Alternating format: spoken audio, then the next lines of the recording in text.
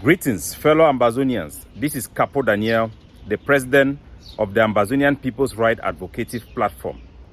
I've come today to you to give you a very important advice.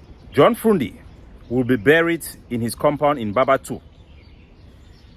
I have been engaged, members of his family and the SDF, who are organizing the burial of John Fru Ndi. The committee have met. The Cameroon government have nothing to do with the organization, the planning or security that will surround the burial of John Fru Ndi. Ambazonians in the United States, in the UK, and many other parts of the world have paid their last respect to John Fru Ndi. Seseko Ayoktabi have also paid his last respect to John Fru Ndi through a write-up which he recognizes his contribution to our political development. Our generation have been disappointed that politicians like John Fru Ndi did not rise up to the occasion to support the right of self-determination for separation for Ambazonia. But nevertheless, the accomplishment of John Fru Ndi is behind our courage, our resilience. One of the courageous acts John Fru Ndi did, he physically went to the toll gate in Santa and pulled it down to make sure that the common man will not be exploited. John Fru Ndi belongs to us. His dead body belongs to us. We rejected him. We rejected his political agenda. Nevertheless, there are some people who are iconic, and that belongs to our population. His death wish was that he will be buried with concrete because he knew that there will be some people that will try to desecrate his grave. I want to advise our youth to stay away from hardliners. And as a result of the hardline and extremism, a huge segment of our population are isolated from our liberation war. This does not help us. Some of them have banned the funeral of John Fru Ndi. I, Capo Daniel, representing our liberation movement, a faction in our liberation movement, I have approved the burial of John Fru Ndi, and that the people of Bamenda in particular will be given an opportunity to pay their last respect.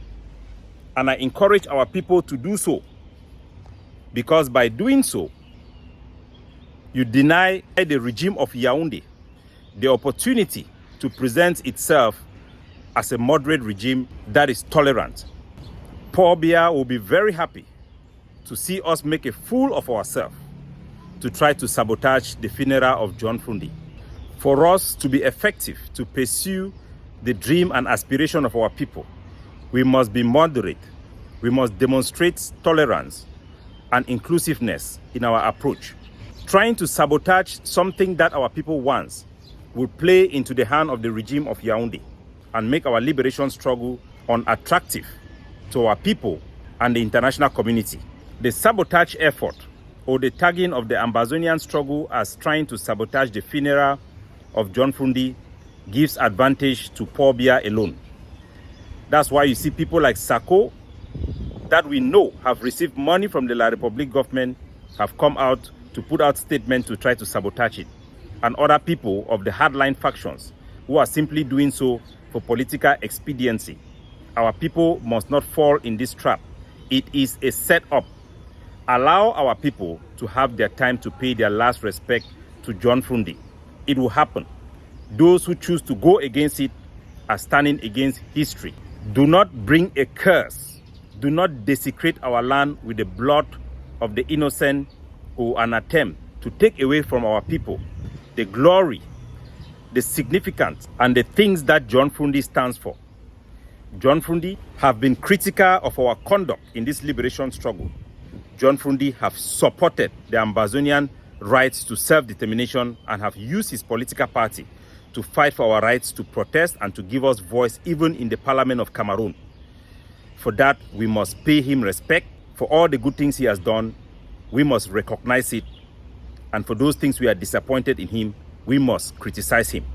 Nevertheless, anybody who try to disrupt the funeral of John Fru Ndi is not acting out of rational thought or taking actions that are going to help Ambazonia or push our struggle forward. This war for Ambazonians' liberation is also a war for our identity.